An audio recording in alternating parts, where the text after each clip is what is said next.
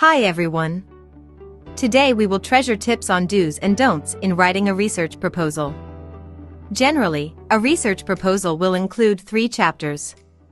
It begins with introduction in Chapter 1, followed by a theoretical framework and literature review in Chapter 2, lastly Chapter 3 that focuses on research methodology. Now let us begin. At the end of this module, the students should be able to provide a clear and concise research proposal, avoid unnecessary input in thesis dissertation, not to write a lengthy thesis dissertation, prepare for defend research proposal.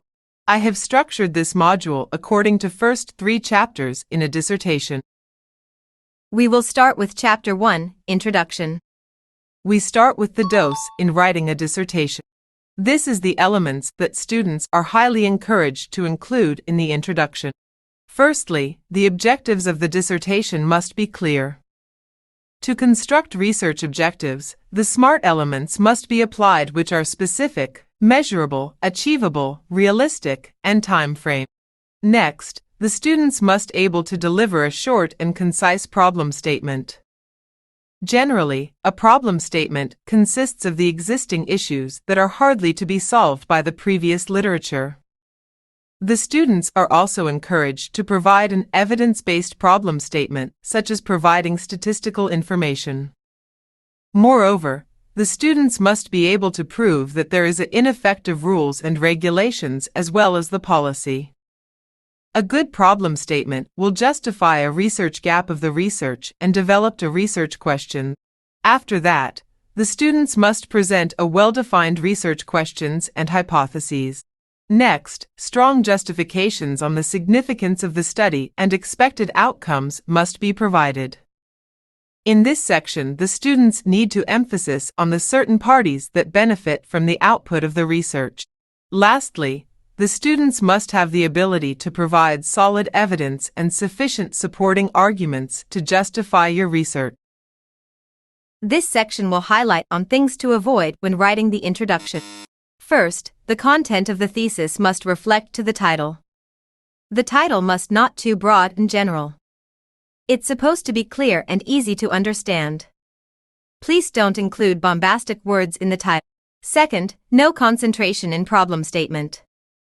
The problem statement should be focused on the real issues happen in that particular field of study. The issues must be real, evidence-based, and can be solved by establish the research objectives. Third, inability to identify research gap. The process involved to conduct a thorough review of existing literature in your field to identify areas that have been extensively studied and areas that have received less attention.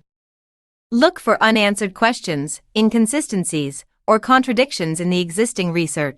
Fourth, avoid formulating challenging and ambitious research objectives. Research objectives should be feasible and achievable within time period. Lastly is uncertain significance of the study.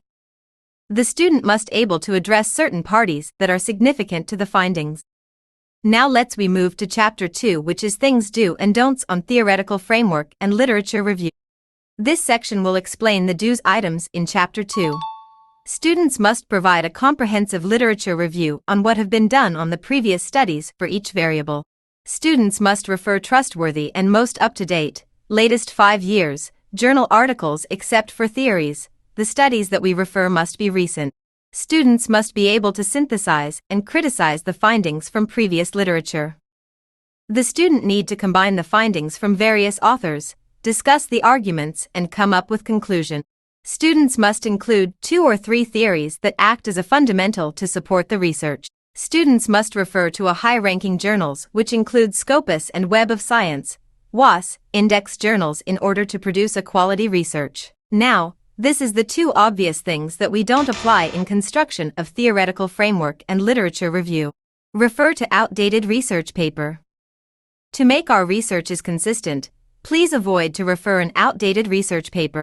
Lengthy write-up and summarize the article. Constructing good literature review, we only need to include the findings that related to the main topic of the research. Last chapter in research proposal in data and research methodology. There are several things that we need to do in research methodology. First, legit sources of data collection. It means that the sources of the data must come from an official website, page, report, etc. Second, application of viable research method. The selection of research methods must be well established and widely been used by previous literature.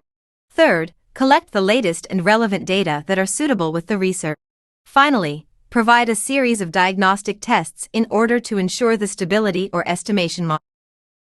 Last part is the things we need to avoid in research methodology are outdated research methodology in terms of sampling, instrument, measurement, and analysis. Ineffective use of diagram, table, and figure. Enjoy and thank you.